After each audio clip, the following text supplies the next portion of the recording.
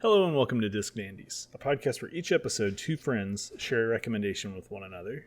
We talk about what we liked, what we would change, and try not to judge each other too much over our bad tastes. This episode, we're trying to introduce Rosetta Stone to Sean Murray.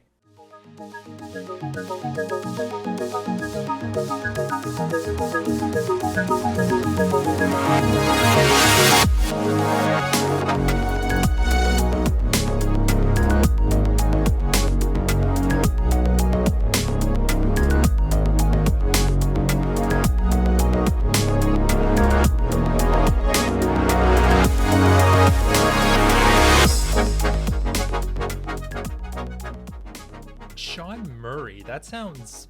I think I recognize the name, but I don't know. I don't know off the top of the head who that is. Someone didn't do their homework. Oh no. He was the I guess the guy who most of the controversy regarding No Man's Sky surrounded when the game first came out. He's like the director of the game, I believe. Oh, look at me! okay. I didn't do my homework. Oh, okay. You've really saved yourself some pain not knowing who he is, because like the whole like controversy surrounding this game was super toxic at launch. Oh no, Sean Murray. Oh no, this is McGee from NCIS. I remember that. That's who I know this. Okay, all right. Did you ever watch NCIS? Yeah, I Tristan likes NCIS, so she had me watch some of it with her. Oh yeah, I was super into this when I was in high school. You know, we didn't have cable or anything like that. It was just over the air television, so we watched a lot of NCIS. Oh, okay. I didn't know that he was in the games industry these days. NCIS cable, you're really like taking me back to the early 2000s right now. No. So apparently, McGee from NCIS shares the name with the director for this game. Is that correct? Yeah, and there's also another like a wakeboarder, I believe. I couldn't remember how to spell this Sean's name because Sean as a name is like very confused. Mm-hmm. So I found a wakeboarder that's really I guess famous, named Sean Murray as well. Oh, okay. I see. So is this so we're talking about No Man's Sky today. There was that infamous picture of when No Man's Sky went gold, I believe, and everybody's posing with the disc. Is he the guy that's holding the disc? Yeah, he's the guy that's holding the disc with his face very up front. Yes, that's him. I'm going to assume that a lot of people listening to this have seen that photo and can know exactly who we're talking about now. Yeah, I think most people who follow games media, like even I would say like on a medium level, know who he is. That was a very loud portion of the games industry during that time period. It was nuts. Yeah. Well, I'm looking forward to talking about that. But before we talk about something really important, we got to talk about something that is no, never mind. That's bad. I have something I want to talk to you about, Jordan. Talk to me about it, Daddy. Okay. So this is normally where we do the question of the week, but there's something else I want to talk about. I don't have a question for you other than I want to talk to you about the Steam Deck. Have you heard of this? I did. Yeah, I've heard all about it. Twitter is still going off on it. Yeah, I think everybody's heard about this. The Steam Deck, basically, it's the Switch alternative that Valve is creating, that very much looks like a Switch, has controls on either side with a 720 screen in the middle, and we are finally just getting more information about this handheld console, which apparently is also just a computer. Apparently you can just install Windows on this thing. There's all sorts of things you can do with this. It's really more of a PC than a game console, but I thought that we could talk about whether what we think about this thing. So it's available for pre-order right now, and I believe on the website here they're saying that it is expected availability in the second quarter of 2022. Are you interested in this thing at all, Jordan? Yeah, this is in my wheelhouse in terms of like gaming interest. I love mobile gaming. I guess I should rephrase that. I like handheld gaming a lot. Like back from the Game Boy through the DS, 3DS, Switch today. Like I'm on, like Switch is like my Bible, Mm-hmm. So this is definitely something that like appeals to me. broader discussion, though, I should feel like be more centered around Steam's history with like hardware releases. I'm a like believer in history and it being like a true indicator of something's like success or like a warning sign. Two things are true. One, Sony will never successfully support a handheld, and two, Steam will never support their hardware after launch. Maybe that's a little less true with the Valve Index, but outside of Half-Life, it hasn't seen a ton of. I don't hear people talking about it. You know, it's usually like the Vive or the Oculus Rift or something like that. This is exciting to me.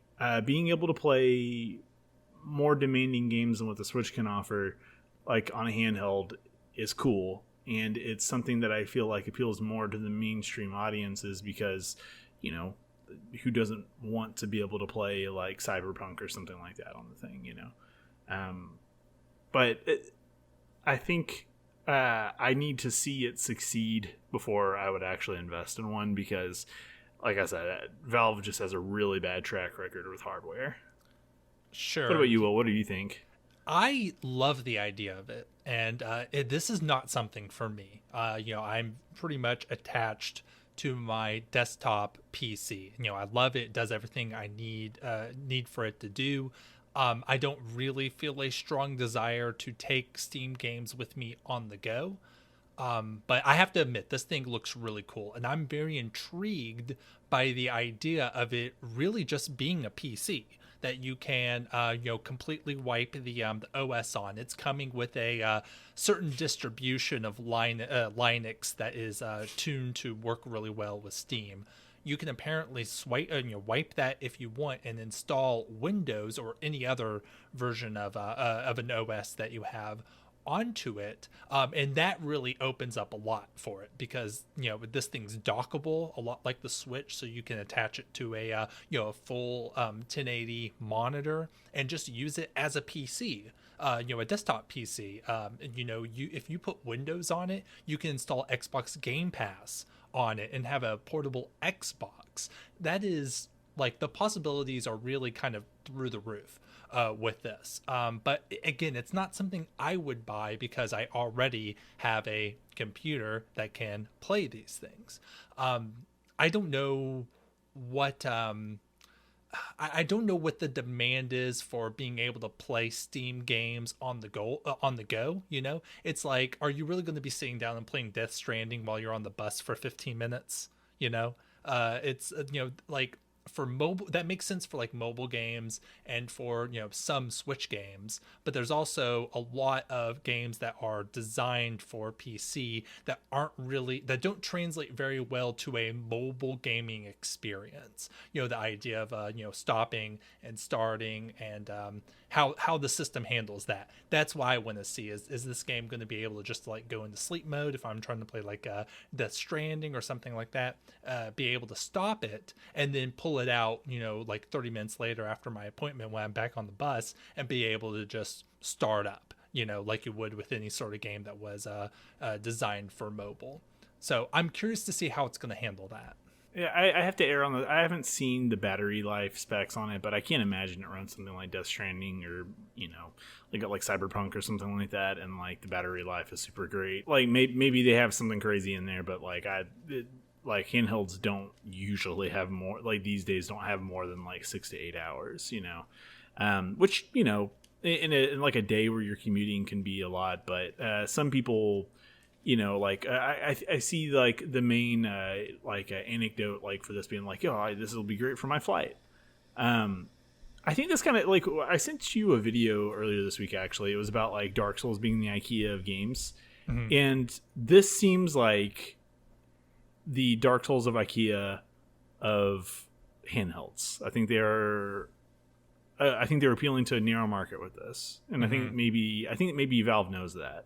Like, I don't think that Valve expects us to compete with the Switch because they don't have any of like the mainstay like big AAA games to draw them in. It's like, if you're not playing on PC already, like what what does PC gaming have to offer you that the other consoles don't?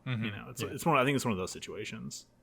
Yeah, that makes a lot of sense. Like, this does not have to be become like a major competitor to the home consoles. Like, this doesn't have to kill the Switch to be a successful product, for the people who it is designed to really appeal to. And I think there's value in looking at your gaming situation, your computer needs, and being able to be like, I love that this exists, but I know this is not for me. And be glad that it exists for the people who it would be a really good fit for. So yeah, I'm excited to see how this develops when it comes out, what the reviews are, and more than anything, I'm excited to see a version 2 of this and see how they can iterate on this design, and then maybe at that point it would be something that would be more appealing to me. Yeah, same here. Like I said, I don't expect it'll be like a Switch competitor. I don't think they're intending for it to be, and I don't think it has the mass market appeal to be that. That said, I think that I would wager that like Valve is full of a bunch of really smart people. I think this is just like iteration on a good design that they liked. I think they looked at the Switch and they're like, I think we could do something like that and make something for people who are interested. Sure, yeah. With it being a PC, I know you were talking about being concerned about support for like Valve hardware, The mod community. And with this being a PC, I'm wondering just how much support does it actually need once it's shipped? With it just being a PC, like what kind of support would there need to be? I guess since the they're not Joy-Cons, but the controllers on each side, I guess those would probably need a little bit of support if those are not working as intended. But it's not like this needs anything else to like function. It kind of is just its own thing and should mostly be self-sufficient once it comes out of the factory, right? Well, I think that can be an assumption. I don't know if that's going to be the case, though, because I've seen talk already about compatibility with games in this thing. Because it's like, I think I would like to think that it's easy to just assume that this would be one of those situations where it's like all of these games are basically going to act like a port out of the box. But I do think that there's going to be weird corner cases where like the technology is not compatible with certain games, maybe like older games. Sure. And okay. And that's more where my mind is at. I don't think it's going to be like, go to your Steam library and pull up anything. Because, people ask all the time, why can't you port all these old, games from, previous Nintendo consoles to, the Switch or something like that? And in some cases, sure, it's just, a ROM that they can set up. But in other cases, it's, they're... maybe that was the wrong example to lead with because there's kind of an obvious one, but whenever you think about why we don't see ports of Metal Gear Solid 4 everywhere, it's because of how that game was developed for the PS3, even though it has a control scheme and that is replicable on current hardware. It's just I think that there are more big brain things behind the scenes that will make it so that this is going to need some amount of support from developers. But with that said, I think that even if this console doesn't sell gangbusters, I think the modding community is going to keep this thing alive forever. Oh yeah, for sure. Especially since it is just a PC. This will be like PSP Vita levels of people. People will want these because of the crazy amount of things you can do with them in the aftermarket, right? Yeah. I like it though. Good question of the week in quotations because it's super interesting thing to exist. Yeah, very curious to see how this is going to play out. But let's move on to what we're actually here to talk about: engagement. You telling us that you love us. Hey, we appreciate you listening to Disc Dandies. It really does mean a lot to us. If you like what we're doing here, leave a 5-star review on Apple Podcast or iTunes. We definitely want to read any 5-star reviews we get there on air.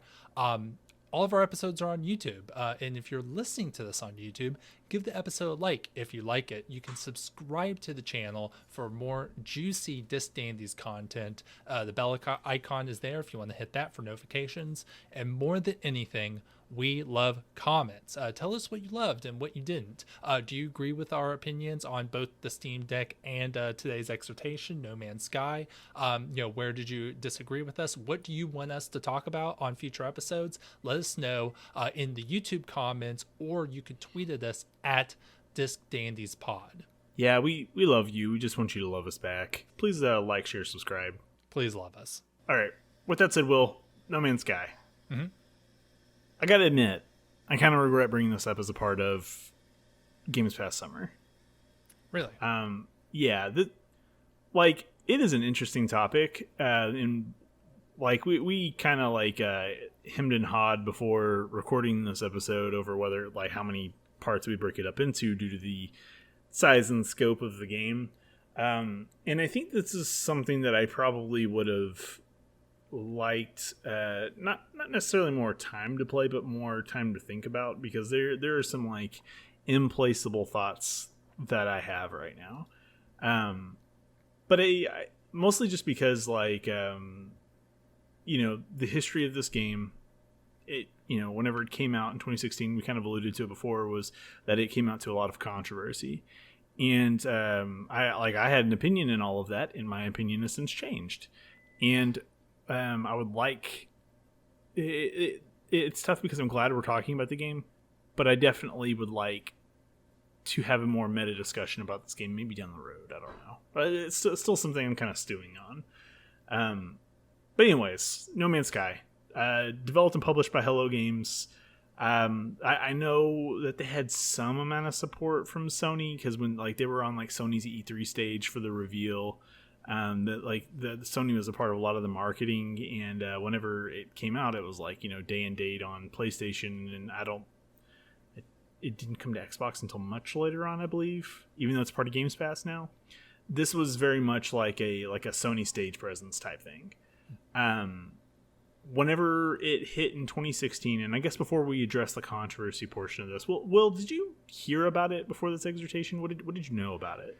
Yeah, so I remember on social media there being all this post about the hype before the release of No Man's Sky. It was all of the promises that Hello Games made were being repeated in the gaming journalism landscape. It's going to be like an MMO, but you explore all these planets and everything's procedurally generated, and there's infinite worlds you can explore, and you'll be able to play with other people. And I remember people really hyping this game up, and I remember the announcement of it going gold, the infamous picture that we referenced at the beginning, and then I remember hearing all of this game actually sucks. It didn't deliver on anything that was promising, either whether it was those promises or the hype that people allowed themselves to succumb to. I do not know, but I do remember that huge fallout once this game released. And since then, I had heard about all of the continual updates that have happened to that game. So I was always kind of looking at it as, just through gaming news, but I am aware of the situation surround the situation, hype and the disappointment around the release of this game. Yeah, just to kind of speak to that controversy portion of things, you kind of hit the nail on the head with what the discourse was, which was that I do think that hype contributed a lot to the frustration, but I mean, come on, hype doesn't come from nowhere, and there is a video that was put together of all of the things promised up until basically the week of launch. It was 2 weeks before launch before they really started kind of easing on setting expectations, before they started kind of going okay, well, maybe don't be as excited, Yeah. But even the week of launch, there was some stuff that they were saying that was just really kind of whetting appetites. And people can say whatever they want about fan hype and stuff like that, but I remember the headline that whenever No Man's Sky, the physical release, hit stores that stores were having to get a label and put it over the back of the box where it said that it had co-op and put single player. It was like a single player label over that. Oh, okay. I didn't know about that. Yeah, okay. So at a certain point, you gotta like gamers are a difficult bunch. We know that they're like unsavory. They're not the best. No, they're terrible. I'll just go ahead and say it. Yeah, plenty to criticize. But whenever your marketing is that misleading that it like made it to your game box, like there's a problem. And I think that was like a very reasonable stance to take at the time. And like I do think that they just straight up lied about the presence of certain parts of this game existing at that point in time. So obviously since then, like you said, they Final Fantasy 14 Realm Reborn to this thing. I think this is the second big in my memory. Whenever I think of big like facelifts for like a game, I think of Final Fantasy 14, and then I think of No Man's Sky. Not necessarily because I was there to experience it either myself, but just seeing like the community opinion shift and turn around on it. Oh, yeah. Well, you said that they Final Fantasy 14 this. I was about to say they No Man's Sky'd this. This really has, No Man's Sky has become, the poster child along with Final Fantasy 14 for a studio willing to put in the time to rectify their launch mistakes. And yeah, I mean, it's now been 5 years since launch. I remember hearing about these continual like huge updates that were being rolled out, and my understanding is that the game that we played for this exhortation is vastly different from what was presented on launch. So yeah, No Man's Sky is kind of like known as the game that put all this time into rectifying their mistakes. Yeah, and I got to play the game they released at launch, and I've gotten to play 15 hours at this point of this 5-year later version. I can attest to the fact that this is a much different game, and I think at this point it has achieved all of the promises that they put forth and more back in 2016. I think they have added so much to this game, and I was telling you, and it was kind of part of the reason why we were considering multiple episodes, that they are still integrating and introducing new gameplay concepts and mechanics 15 hours in. There's still so much that they're just like dumping on you. Your opinion on that, up in the air right now, but it's one of those things that's they very clearly took the criticism seriously and did a lot of work to, I guess, rectify their mistake. Yeah, and that's really cool to see. In the business world, when things like this happen, it's mostly a lot of shifting the blame, covering your ass language, trying to deflect stuff. And no, this is just a good example of a company being like, yeah, we messed up, we're going to fix it, and that's really refreshing. I would like to go back to the first bullet point that we made on this for our behind the scenes here for our outline. Developed and published by Hello Games. I think that's the reason why this had the turnaround it did. Whenever you see the turnaround that Final Fantasy XIV had, it's because they put too much money in it for it to fail. They were saying that hey, if Final Fantasy XIV doesn't work out, that might be the death of that franchise. That's corporate, our investment didn't give us the return we needed for us to justify its existence. I think that this was an indie developer saying, you know what, no, we're going to take the time, we're going to we made a lot of money on the launch of this thing, and we're going to make it right. I think that was an indie decision, and it paid off.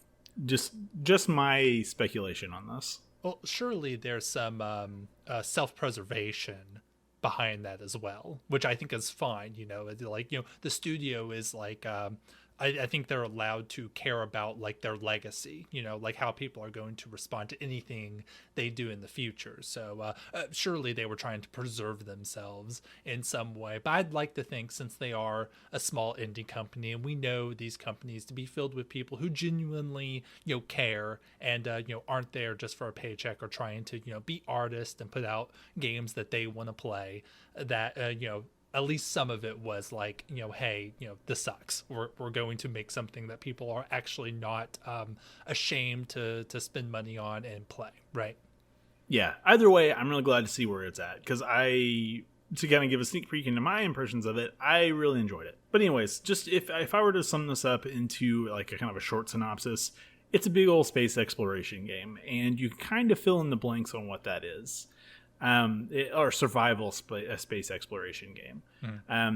There's a lot of resource gathering, resource management, that whole 9 yards. If you've played a survival game before, it fits kind of a lot of those check boxes. But I want to kind of stop dancing around it. Let's get into like our actual thoughts on this game that we played. Will, how'd you feel about it? What were your thoughts? Yeah. So I was aware of the game and the drama surrounding the game, but I have actually never played it. So I found myself a lot more overwhelmed than I was expecting. And that's not necessarily a bad thing. I guess I had assumed that this game was a very casual, like just kind of, oh, you explore these planets and you look at all these, cool aliens and cool plants and you like collect things and then you just, go from one planet to the other. There is a lot going on under the hood. You use the term survival game, and that's completely accurate.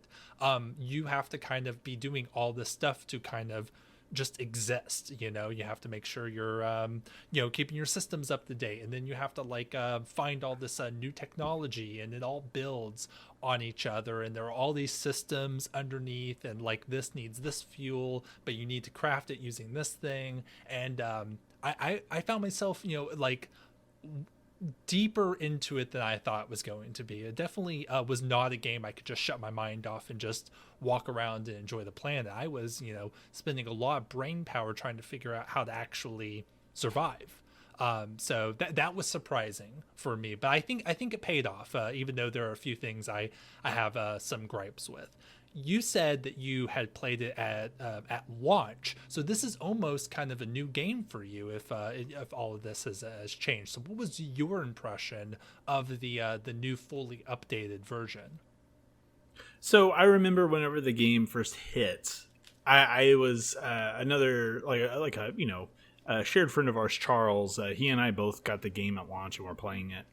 And I remember one of the conversations we had was that like the first hour was incredible, but after that it really kind of like crapped the bed, because the core mission, the thing that it had you follow, was very nebulous. And in some ways it still is, but like it was to the point of like it didn't challenge as much as you made it further in. The challenge fell off pretty quickly, and like I just remember like after the first hour and kind of like getting my feet under me, it felt like the discovery stopped, and you can kind of see the seams on the game more. And that was really disappointing at the time, because it just felt like, oh, this was supposed to be this big space exploration adventure, and I found like I've kind of like seen all this game has to offer, and I played much more than that after the fact, and that kind of held true. This was just wildly different. It was like I felt the same thing as you, even kind of like remembering how some of the core systems worked. They had changed enough that I was like, Tristan, my girlfriend, she's been playing a lot of it lately. I had to turn to her for help, because like it really hurls a lot at you this time around. And it's like, oh, okay, there wasn't enough last time, I got you. And it was like, there are systems upon systems. There are multiple different like resource types you have to worry about. There, like, you have like a life support function. You have like something else that's like supposed to help you with like radiation. You have like multiple fuel sources to like kind of like think about whenever like you're like traversing space. It is very much probably more like close to what space survival feels like, which is stressful. Yeah, but in a good way. I like challenge. It keeps me interested in things. Whenever it reaches that easy street thing, and I feel like I'm not having to worry about things as much, or if at all, that's kind of where like I begin to disengage. I think that they made the correct steps necessary to make this a much more interactive and challenging game in the long run. Sure. Yeah. Yeah. So, I know that you play a lot more of these like crafting survival games than I do. I have to be honest; it's a genre I don't spend a lot of time on. I think the game that this was closest to that I'd spent like the most time on is maybe like Skyrim. Is like the closest I've gotten to playing a game that kind of does these like, craft this thing so you can do this, so you can do that. Like their smithing system. So did you find yourself like kind of drawn to this type of gameplay? Were you doing all this like crafting and stuff and thinking, oh yeah, this is exactly the type of game I want to play? Or was it like off-putting in any way? So it's difficult because like I don't know that this is necessarily my genre or like a genre I chase after. I like the life simulator games a lot, like Stardew Valley, Animal Crossing, that sort of thing. Mm-hmm. That genre appeals to me, and there's a little bit of like Venn diagram share with survival games. Mm-hmm.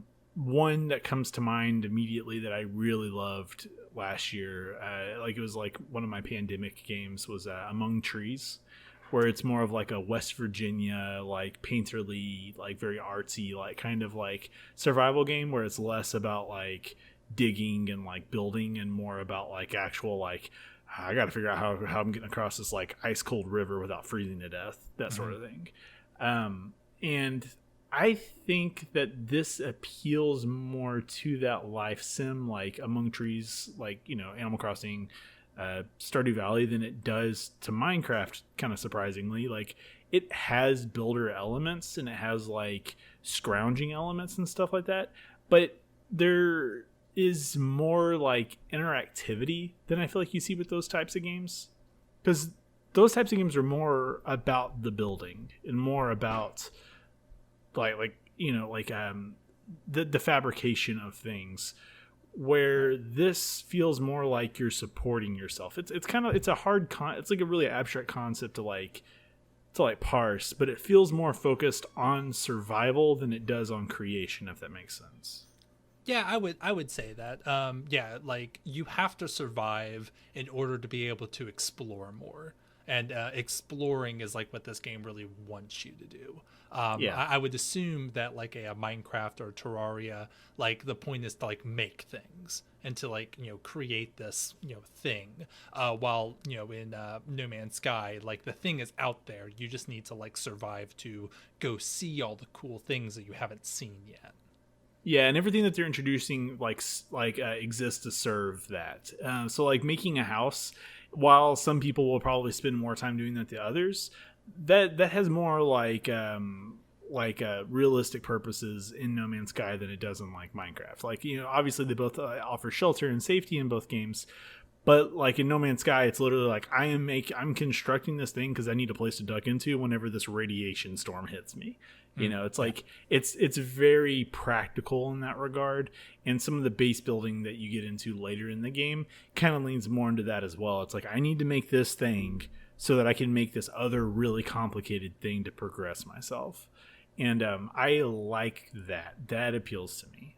Yeah. I have a hard time with like creative modes in games. Like if you tell me like, okay, go make a castle in Minecraft, I lose interest in that really quickly. But whenever I'm like, I need to go find some iron so I can make an iron suit in Minecraft to survive against like enemy mobs, that's more my speed. Okay, yeah, that makes sense. Yeah, but I guess on that note, you kind of said that this isn't really a game that like speaks to you. Did you like, or this genre isn't really something that speaks to you as much? You don't like play it as much, but did this hit, I guess, for you in that way? If I knew how kind of complicated the under the hood systems for this game were before I tried it out, I think I would be less inclined to try it, unfortunately. Yeah. Once I got into it, see, I had fun the entire time. There was never a part where I was like, I'm not having fun. But, like my like kind of engagement with the game really ebb and flowed. There were some times where I was like, oh, I have to go I have to go mine for this mineral that I haven't seen before, and I have to go like find it. Like that kind of, it was definitely an ebb there. But then like when I was like flying around my spacecraft, trying to like find antimatter or something like that, I was like, okay, this is cool. I'm really enjoying this. Yeah. So it's hard to say. I don't think that I would. Honestly, I think I have to say I don't know. It's one of those things where there's so much going on that I feel like I can't really wrap my head around all of it. So I don't feel like I have a complete picture of what this game is, and I feel like until I have that, I can't actually really say whether the game appeals to me or not, because I can't really say that I know the game just yet, even though I am so many hours into it. Does that make sense? Yeah, and I think that's appealing to me too, because it's like I think that's got to be part of the mission statement. That's got to be part of the feeling that they're trying to evoke, is you're exploring a universe that is bigger. Like I don't feel like you're supposed to find everything. It's like it's kind of like this might be a reference since you haven't played that kind of like goes beyond you because you haven't played Breath of the Wild yet. But there are these collectibles in Breath of the Wild, like 800 plus of them, called Korok seeds. And I may have gotten that number wrong, but there's just an impossibly high number of them to find, and they're very clearly not meant for you to find all of them. There's not even a benefit for finding all of them. So it's one of those things, but it's supposed to make the world feel more interactive, like more fleshed out. Like, oh no, we're rewarding you for paying attention, that sort of thing. And that's how this game feels, is like all of the different systems and like different like weather patterns and like creatures and all that other stuff like that. Like it feels like it's there to further flesh out this game, and maybe you aren't supposed to like fully grasp it all. That's exactly what I was thinking. And when I was like kind of struggling to figure out like, oh, what do I do next? Like, how do I use this item that I found and have no idea what it meant, what it's supposed to do. The point of this game is exploration, and the best way for exploration to be engaging is for it to never end.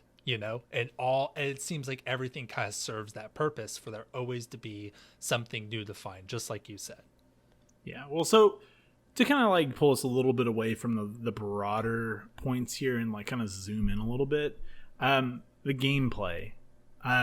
This is a pretty flexible game in terms of like letting you like, I guess, interact with it in the way that you want. It has both a first and third person perspective, both of which I think feel pretty different.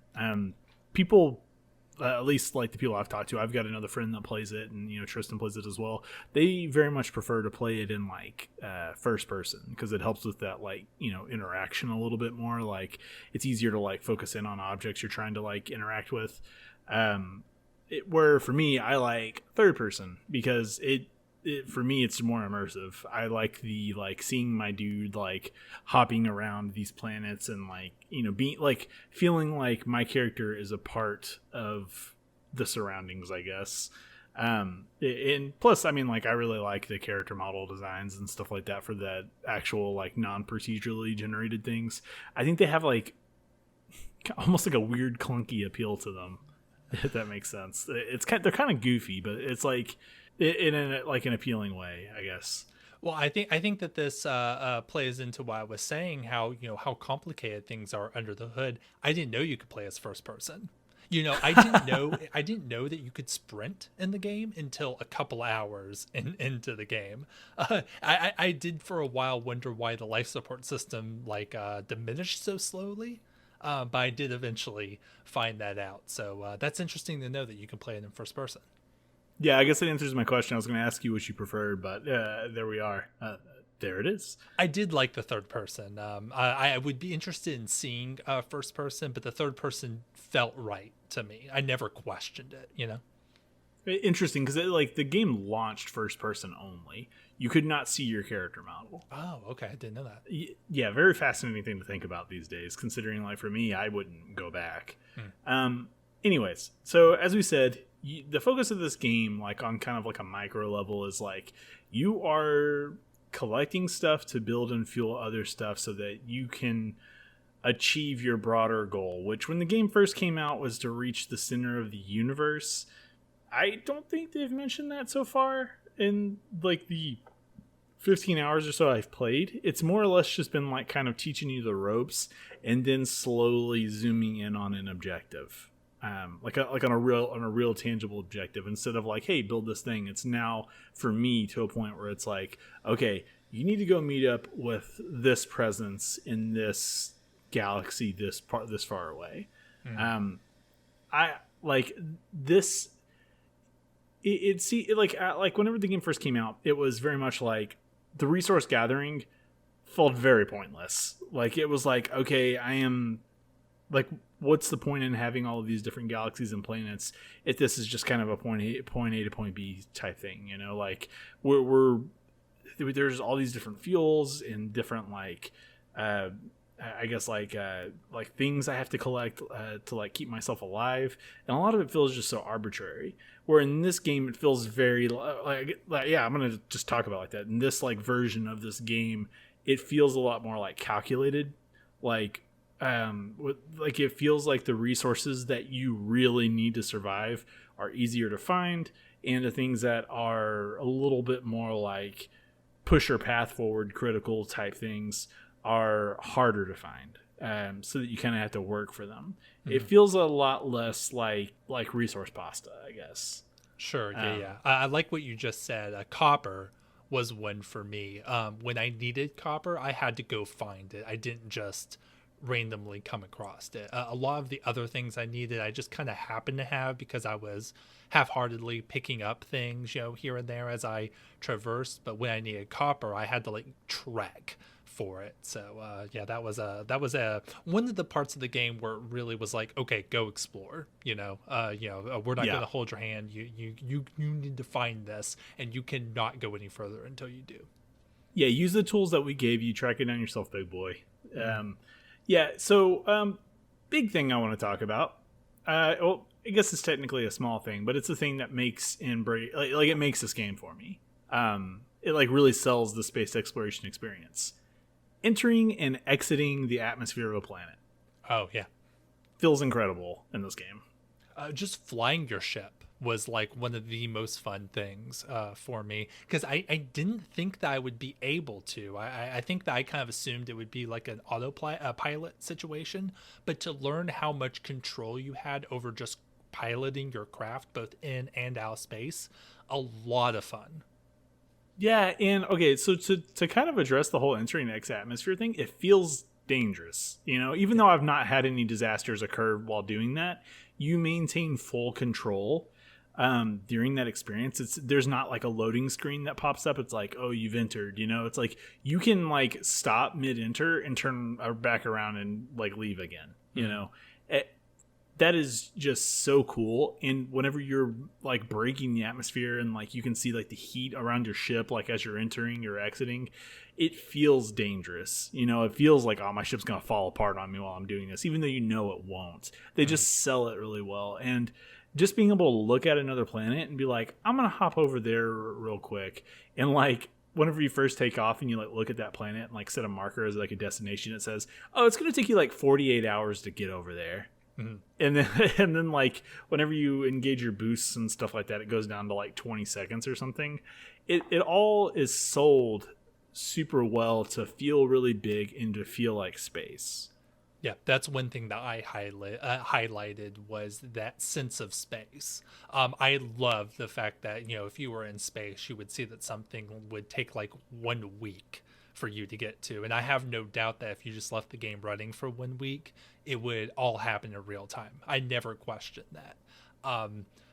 Yeah, like because that is a thing for space things, is how do you make space feel big? And I think this game really does a great job of making the actual like true like space distances between objects feel very visceral, while still giving you the opportunity to shortcut, so to speak.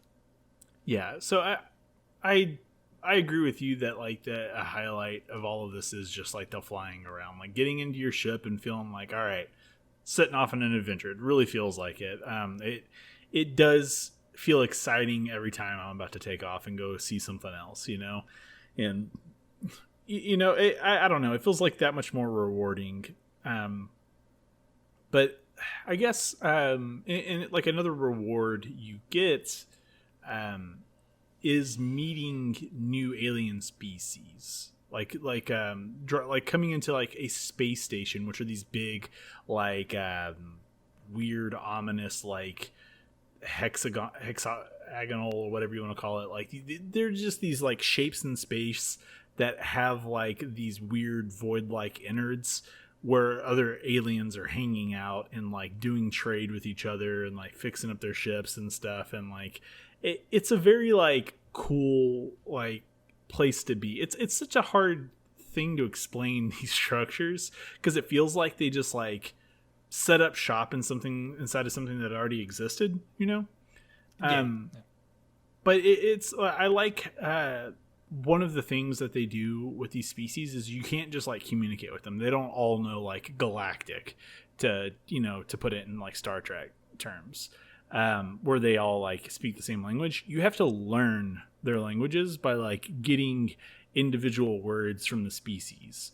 And there are like several different species that I've encountered at this point, and you're starting from ground like zero with all of them. You don't like maintain progress that you've made with other species. You're having to like learn and communicate and build a relationship with them. Mm-hmm. Oh yeah. The space station was another watershed moment for this game, where it was like, oh, this is a bit different than I was expecting. I knew that there were aliens in the game, but I didn't know how because the game seems so desolate at the beginning. Like, you really are just alone. It's just you have to survive and all that stuff. But then you eventually get to a point where it's like, oh, there's a space station, there's all these aliens, and they wouldn't trade with you, and they'll give you upgrades to your stuff. It was like, oh, this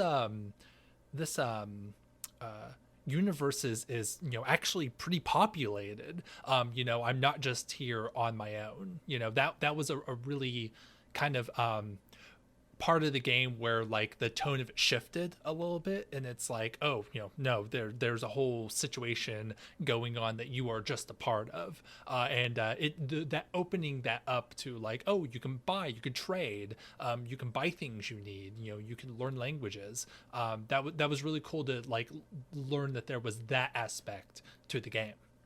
Yeah, it gives it more of a pulse, right? Yeah. Oh yeah, I definitely say that's true. Yeah. And then like there's another like interactive access that every game basically has at this point, which is like combat. My main combat points have happened with this like security robot like species, if you want to call it, organization, whatever, the Sentinels. They seem to be clustered around planets of like high value resources. I like one of the planets I landed on said it had a low sentinel presence, and you would see these little robots flying around. If as long as you didn't mess with them, they wouldn't mess with you. They were very much like going on about their own like business. But I found this species on the planet that it was a plant species, and whenever you interacted with it, they would open up, and you would get these very high value pearls out of them.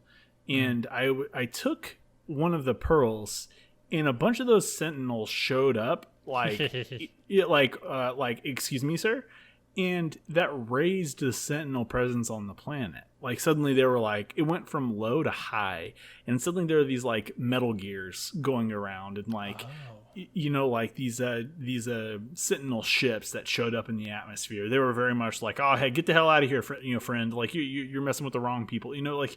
And I did fight with them just to kind of feel it out. I don't think combat's necessarily the best part of this game, because the like pacing of the movement and stuff like that, I don't feel like really services some of the fast pace it demands. But it's fine. It's serviceable. It's there. You can defend yourself, I think, is why it's there. Did you get into much combat, Will? No, I didn't. Now I know that you are probably a little bit further than I am. Well, let's just go ahead. I'll plant myself in the story. I finished right where I found I activated hyperdrive and jumped to like, I guess, the next galaxy is what I did. That's as far as I got, and I assume that you're a little bit beyond that, right?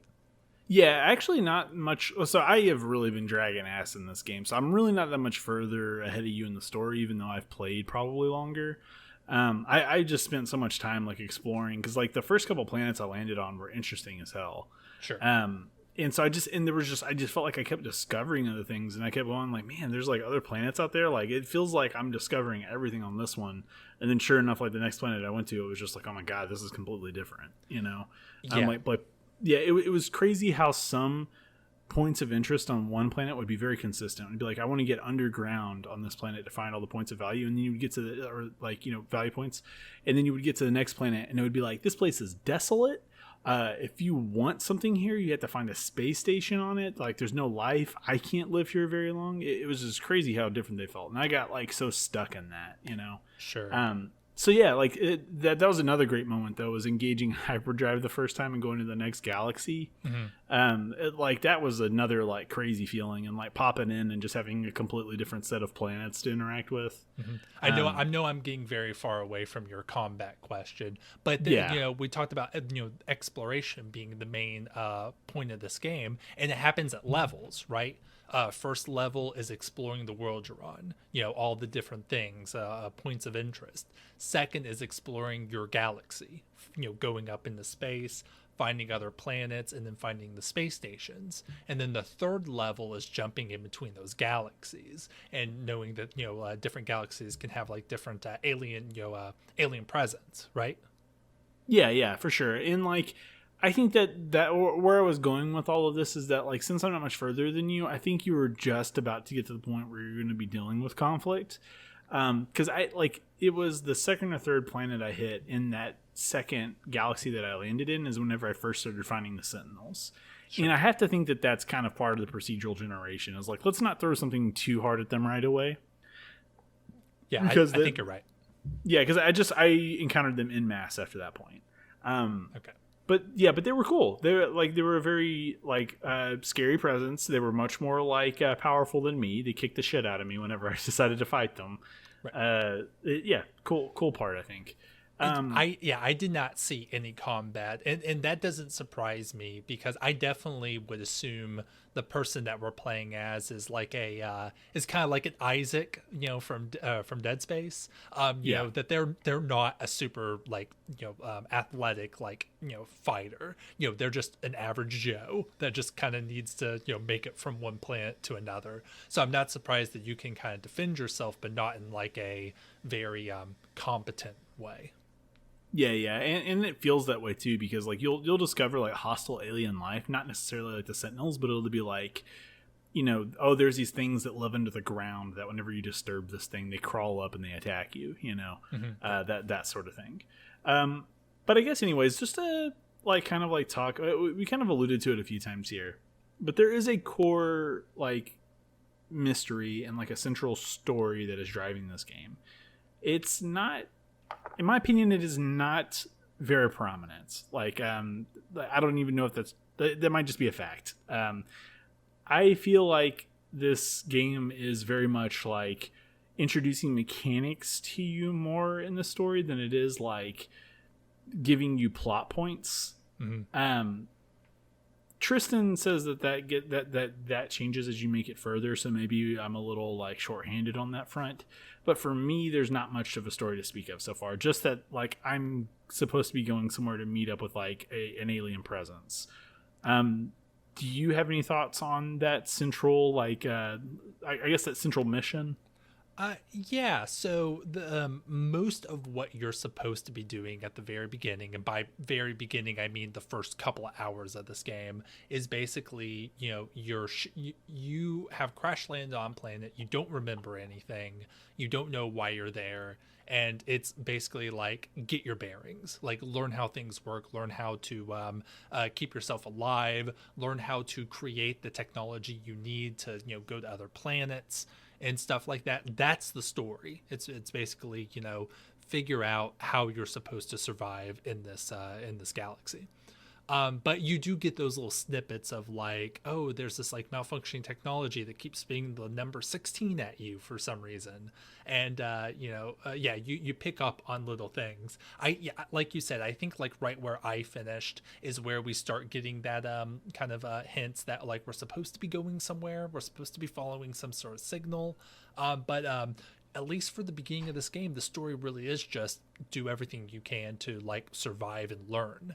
And that was compelling in a certain way, but it definitely got to a point where it was like, okay, I think I've learned all the systems. Oh, the next thing I need to do is learn another system that I haven't learned yet.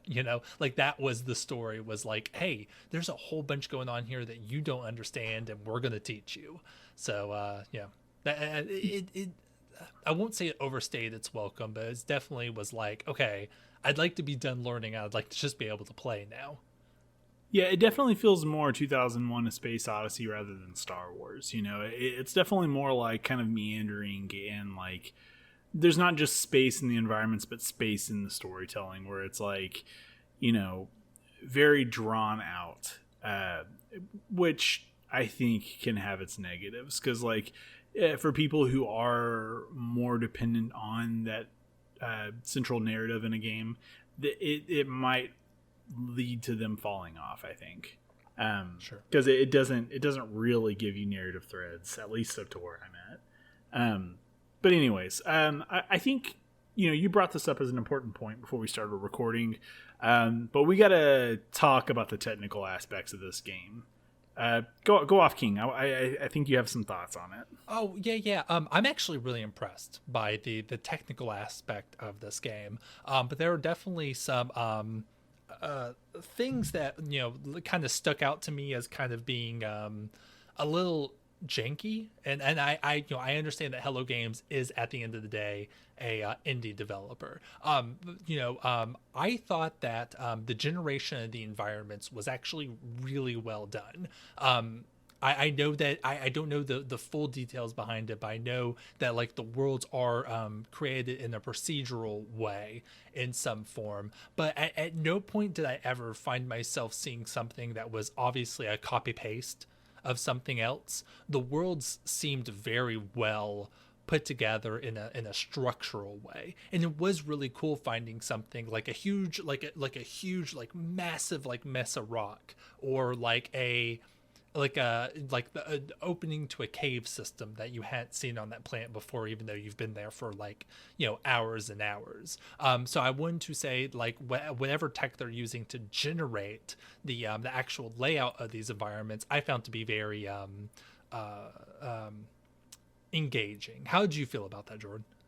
Okay, so I have a moment that we're going to be talking about in quick hits, so I'm going to save the details, but I landed on some planets that I could not believe were procedurally generated.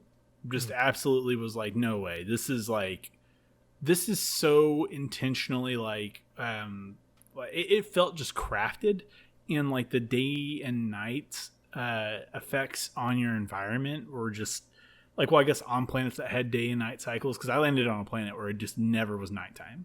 I was there for a really long time. I think it was my first planet. Like to the point where I was like, oh, does this game not have day and night cycles? But I think it's just like, that whole like distance from the sun thing. I was very impressed by the amount of like variety between planets and the life on them. And then like some planets not having life at all. And just being completely uninhabitable and like morbid. That is all very impressive. But I'm not gonna lie, this thing like ran like absolute garbage on my PC at first, and it took a lot of tweaking for me to get it running at 60 frames.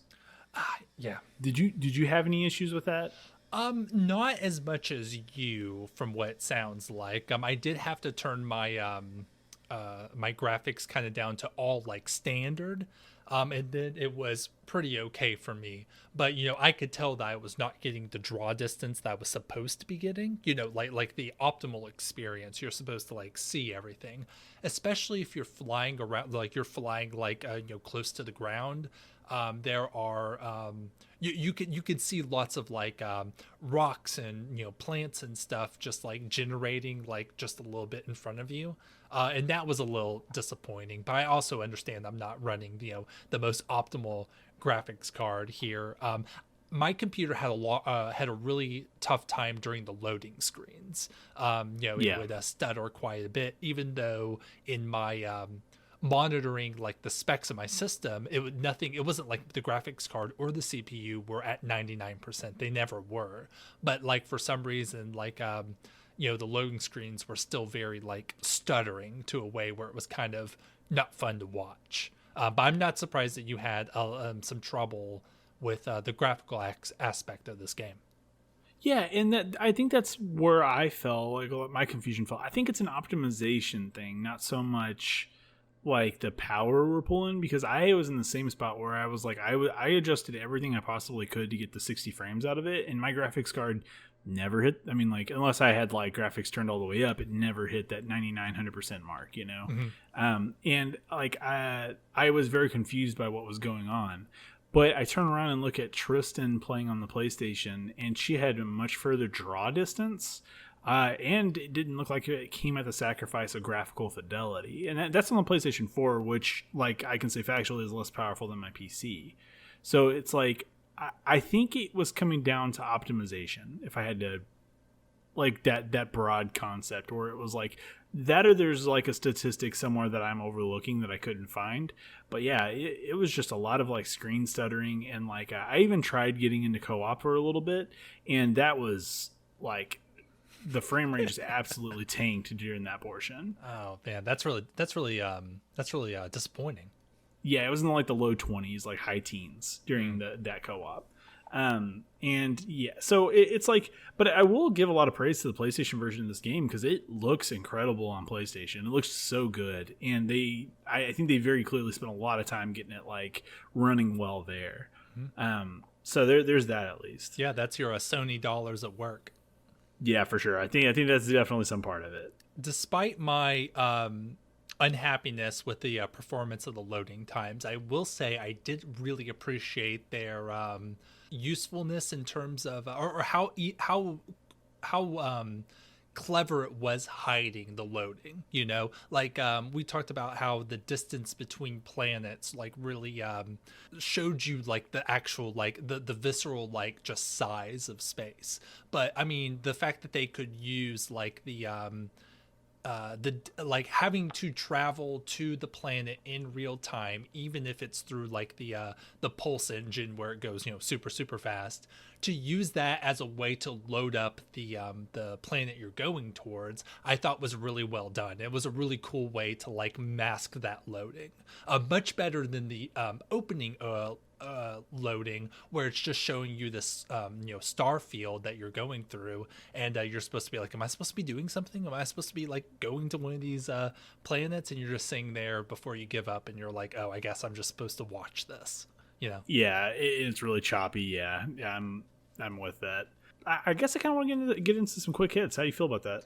Yeah. I will say, despite my occasional frustration with like having to figure out the crafting systems and having to figure out how to do this and that and all of that, like I said, it really lends to the idea of you never run out of something to find, explore, learn about, and I think that is to this game's credit. Like it's exploration first, and you never run out of anything to learn and find out about. So that's definitely something I love, that this game and the way they implemented that. Yeah, I definitely turned around on it. Like, my opinion on it in 2016 versus my opinion on it in 2021 are very different. Like, I went from not having a good experience with it to actively, like, enjoying and, like, looking forward to playing more of it. Sure. Yeah. So let's get into the quick hits. And I wanted to ask you, because there's all sorts of things to find in this game, what was the coolest discovery that you found or stumbled across? What was like oh, wow, this is so cool? All right, to go into those details that I alluded to earlier, I landed on a planet in my second system that I visited after I warped for the first time. And whenever I landed, it was very like stormy and rainy, but very lush and beautiful, and like lots of plant life and like lots of flora and fauna. It was just very like life rich. And it was crazy because like looking at the sky as I came in, it was like blue and like black and just like rain coming down everywhere. It felt very dangerous because it was like I could see tons of large like predator looking like creatures out there, and there were some like, you know, notifications above their head like, hey, you might want to keep your distance from this thing, you know. But it felt like wow. And you know, I'm exploring this planet and I found a bunch of like really valuable stuff on it, and then nightfall hit. And all of those plants, they look like trees. They were kind of like tight orbs, you know. They all opened up at night and lit up, and like I was just like, what in the hell? And then the grass around me was like kind of like a strobing effect, where like light would like travel across the ground, like lighting up like all the grass and stuff like that. Oh, that's so cool. Yeah, I was just like, that was the point where I was like, this does not feel procedurally generated. Where in 2016, a lot of it felt procedurally generated. It felt like there was a bunch of shit cobbled together. Like animals looked like straight monstrosities, and like, you know, there's a lot of like goofy memes about them back then. And like planets were very samey and stuff like that. Just like kind of some texture remapping. This felt like life that I was discovering, and it was gorgeous. And like seeing like the day night cycle and the weather patterns and all that stuff like that, it was a great, like, for me, like this was a like, oh, they did it, yeah, they really like saved this game moment. Yeah, that I really wish I could have seen. You showed me some screenshots and they were really breathtaking. I really wish I could have seen the video of that. Now, I know you played a little bit of co-op. I have not touched the co-op, unfortunately. I just didn't get far enough in the game to be able to do that. But like, if you wanted to show someone else that world in the co-op, do you know if you would be able to like invite somebody to like explore that world with you? Yes, so whenever you do co-op, you're joining like a friend's like server, I guess is the way to put it. Sure. And so they can come find you and land on that planet and check it out. Yeah. Oh, that's pretty cool. Yeah, it's cool that you can show off things that you find like that. Yeah, and I'm still on that planet, so or nearby it at least. So if we ever like do get into some co-op, I can show it to you. It is now a Sentinel heavy presence because I discovered some particularly valuable stuff underground there. You fucked up. Yeah, I did. I fucked up hard, but it is like one of my favorite locations to go back to and visit, because it is like very green, but there are these massive oceans on it with a bunch of islands on them too that I'm just not getting around to exploring. And it's like one of those, like, I am not going to leave this planet for a while. I can tell. Yeah, that's really cool. What about you, Will? Anything cool that you found?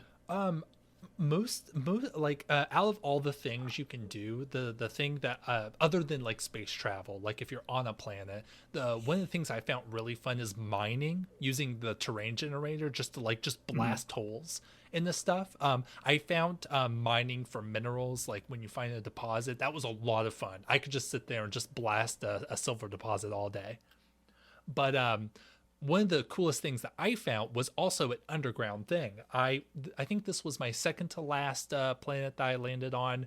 I did a scan. There was like a buried artifact right underneath my feet. So I was like, oh, this is sweet. I'll just dig a little bit and there'll be something I can open up. But it kept going. And I was like, it got to the point where I was just digging my own hole, and I was like, oh God, I'm not going to be able to get out of this. I've already been doing this. And I get to where it actually is, and it opens up into a cave system. And inside this cave system, there were like plants growing, like mushrooms, and these like, I don't even remember, like void squares, void something.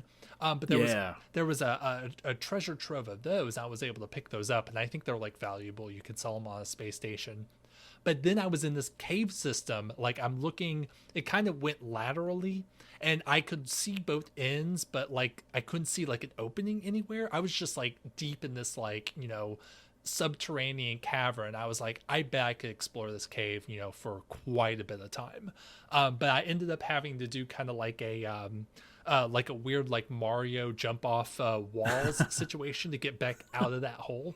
But that was a really cool thing, just to like all of a sudden be able to tunnel into a cave system and have it be fully fleshed out and feel like I could explore that for as long as I wanted to.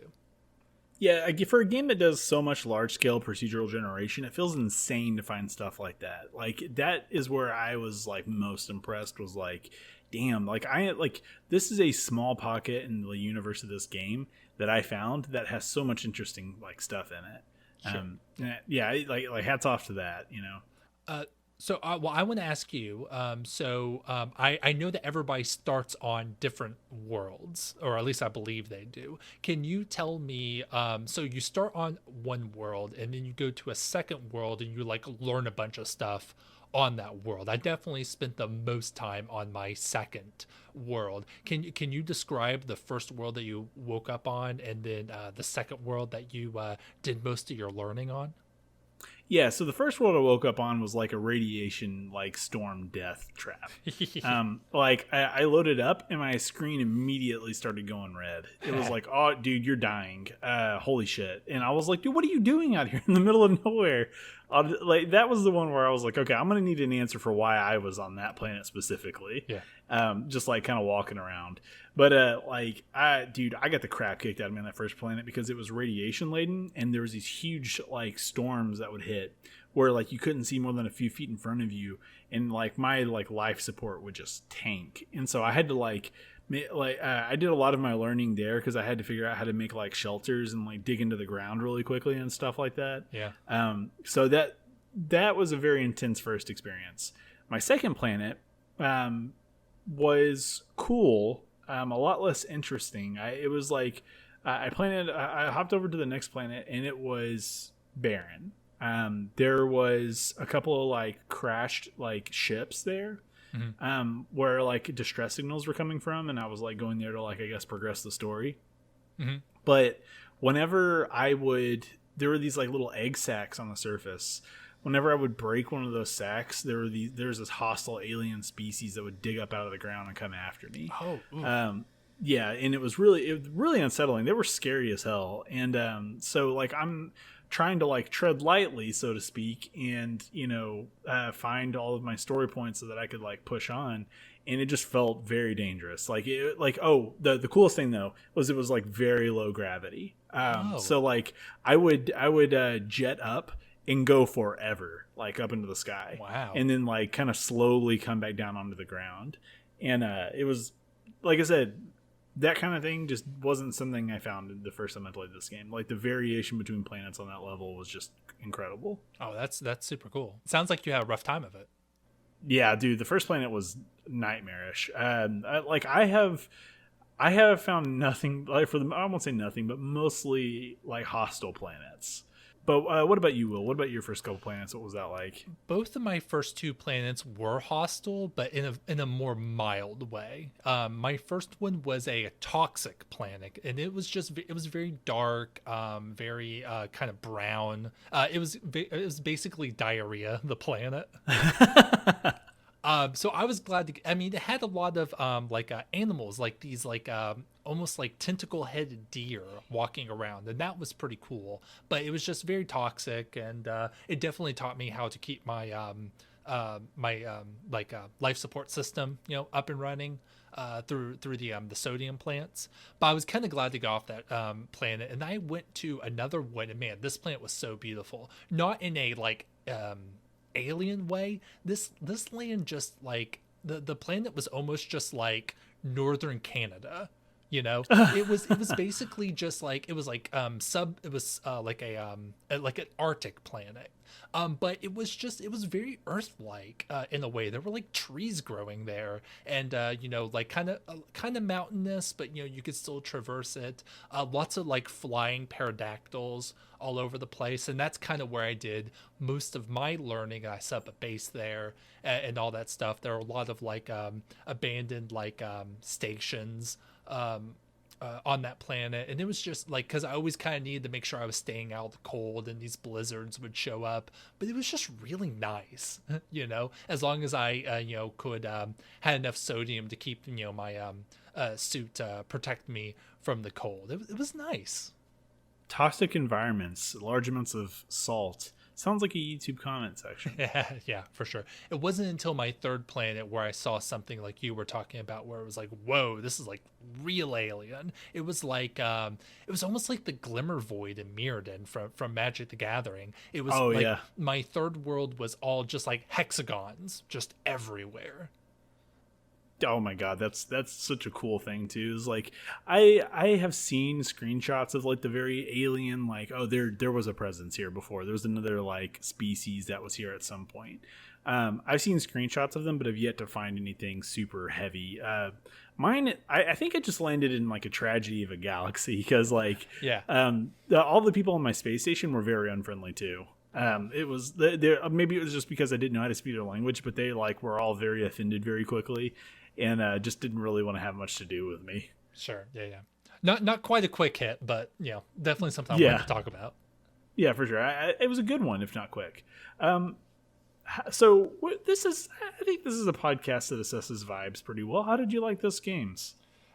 I feel conflicted on this one because I think just the idea of like exploring a planet and like learning all this stuff was definitely vibe-ish. I could like my like subarctic world, I could absolutely explore that for hours. There was just so much like cool stuff to find, but the fact that you had to work to make sure that like you had to make sure you were protecting yourself from the cold, and you had to always like construct fuel for your ship and all that stuff, that like that continual like having to craft to survive kind of made it to where I couldn't just enjoy the scenery, so it loses vibe points in that way. But if you can just like find a planet that like isn't trying to kill you and you can just explore it to your heart's content, this game has very good vibes.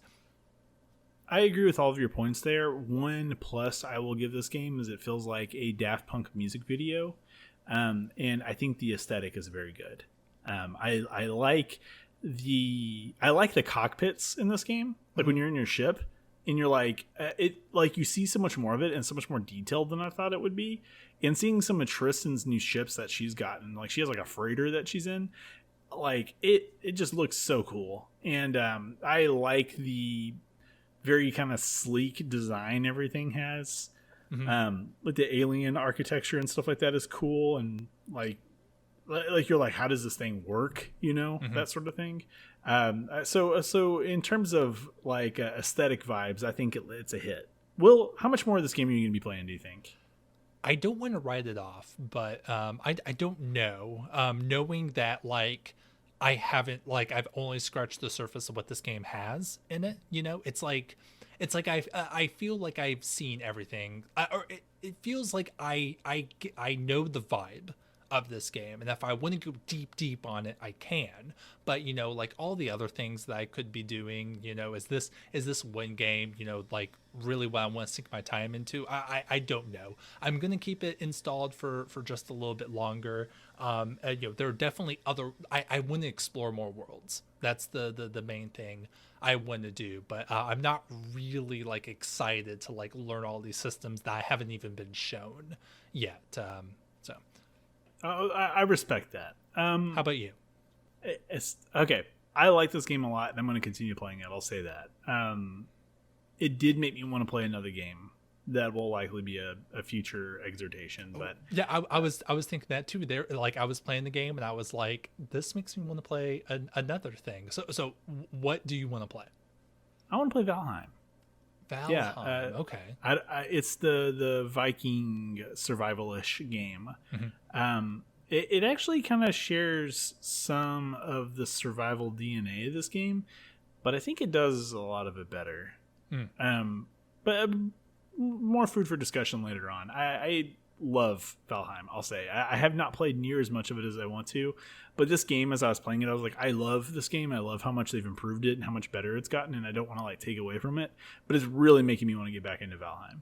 But anyways, that'll come back up. I assume that this game that you're talking about is going to be your exhortation for next week. No, it's not. But I think that you can guess. I think you know what it is, but it's not going to be my exhortation. I was playing this and thinking, man, I want to play Death Stranding. Yes. Okay. I knew that was coming, and we really need to do an episode on that. We need to get on that game, man. Yeah, for sure, for sure. But yeah, so I'll keep myself open to maybe exploring a little bit more of this game.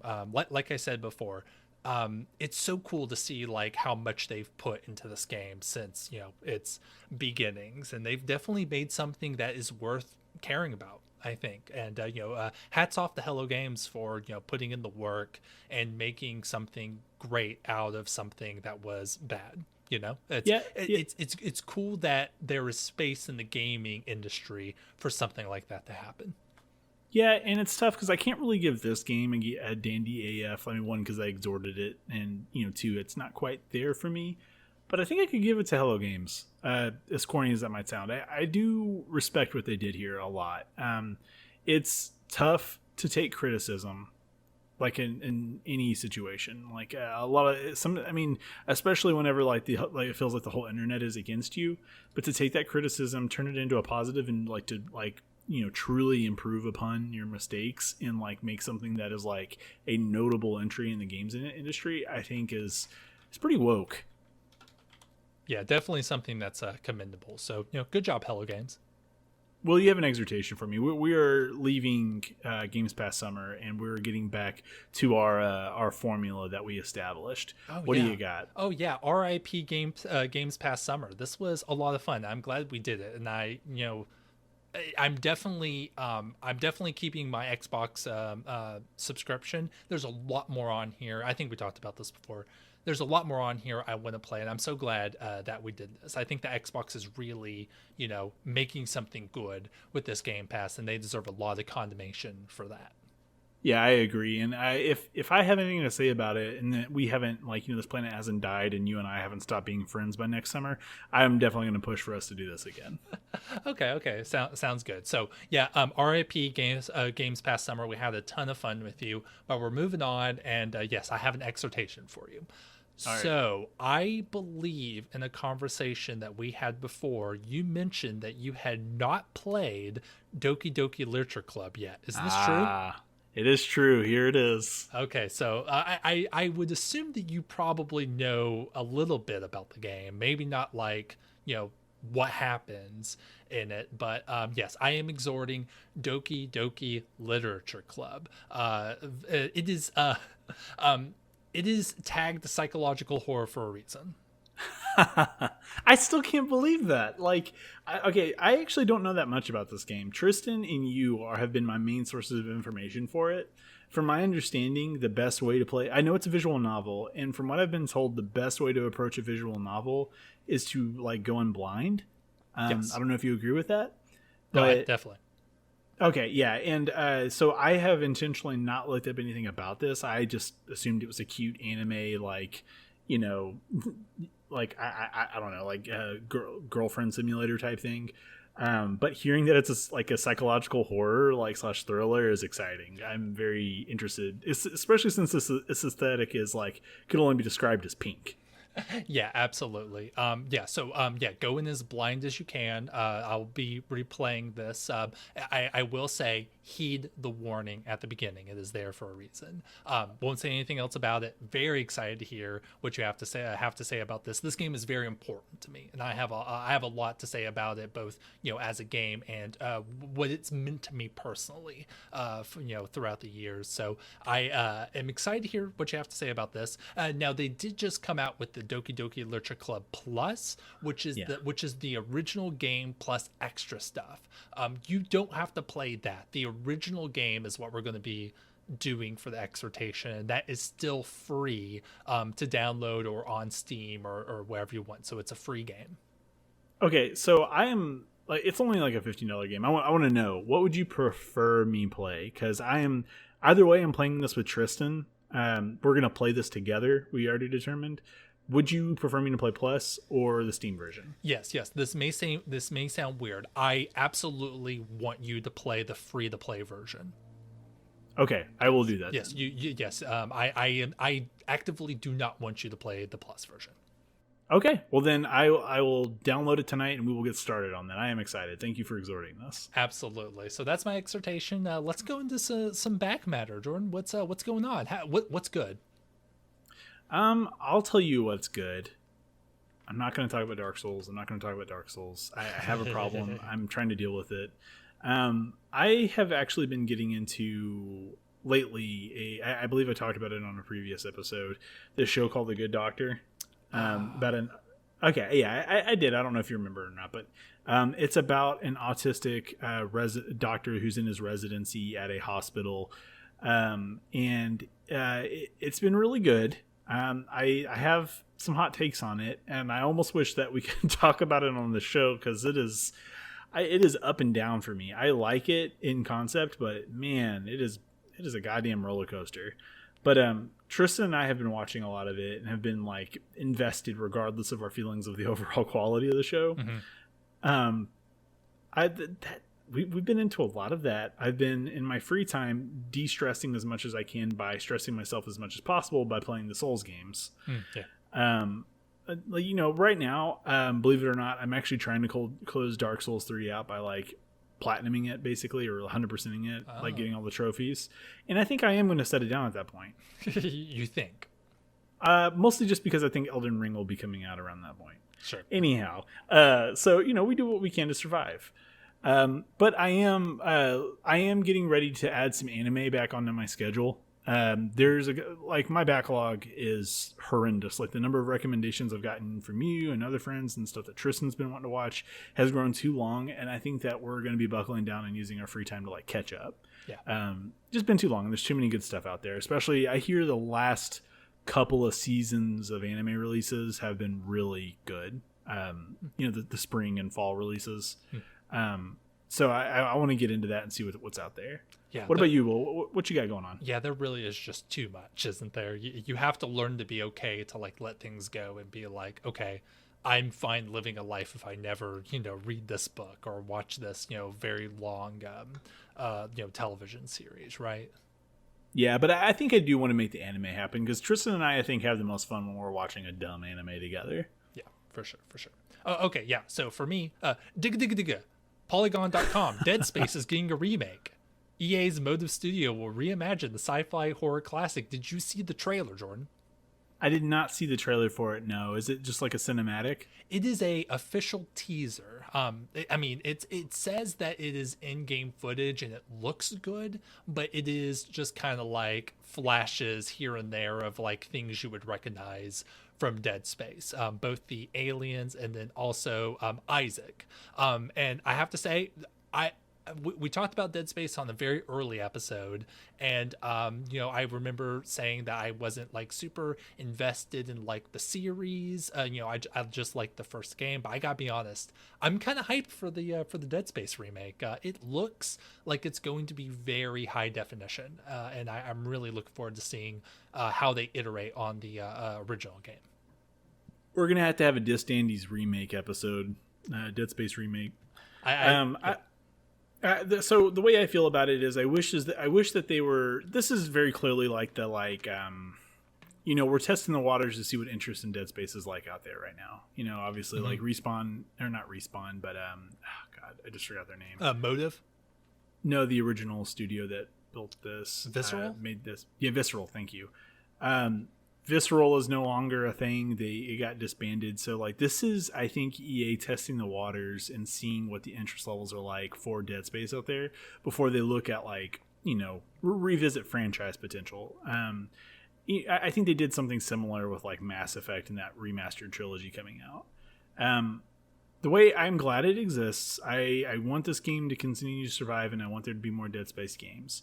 I do just kind of wish that these assets and resources were going towards like another game, Sure. But yeah. It is what it is. I'll take what I can get. I don't really want the series to die because I do think that they were still introducing new good ideas. But sure, yeah. Well, Dead Space getting a remake. Very excited about that. Other than that, my girlfriend and I have been watching Fruits Basket. The new anime that just recently ended. And man, talk about roller coaster. This has absolutely been one, and we are almost towards the end. We have about 5 episodes left, and it's really like they're really working to like answer all the questions and keep the drama going. It's definitely a roller coaster, but that's all I've been up to lately. Well, let me ask Fruits Basket, because I watched I thought that show was complete already. Is it like a remake of like a previous version of the show, or is it just that the story wasn't finished and it's another season of it? No. So it's not an old manga. It's just like early 2000s, and they made a very early anime adaptation, which is well loved, but it's one of those like it's not complete. They cut out a lot of stuff. They changed a lot of stuff. And isn't a good representation of the manga as a whole. And that was also like mid 2000s when that came out.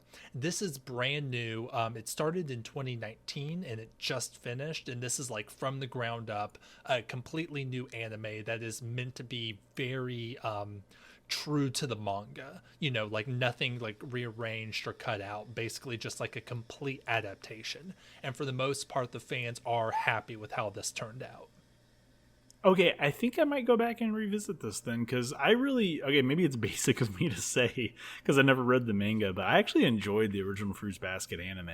It's been like 10 years since I watched it or something like that, but also, man, I hate to break it to you, but early 2000s is old now. It's 2021. It's about 20 years, man. Oh, yeah, for sure. Yeah, aren't the 70s like 50 years ago now? Yeah, don't think about it too much. Don't think about that. Yeah. All right. How do you feel about wrapping this one up, Will? Yeah, I think we're crispy. Let's get this one done. Thank you for listening to this episode of Dandies. It really does mean a lot to us every single episode. Do all the engagement stuff that I mentioned before. Like the YouTube video. You can comment and tell us what you think, whether you agree with us, what exhortations you'd like for us to do. You can subscribe to the YouTube channel. Give us a good review on Apple Podcast and iTunes. Do all that stuff to tell us that you love us. We really need that.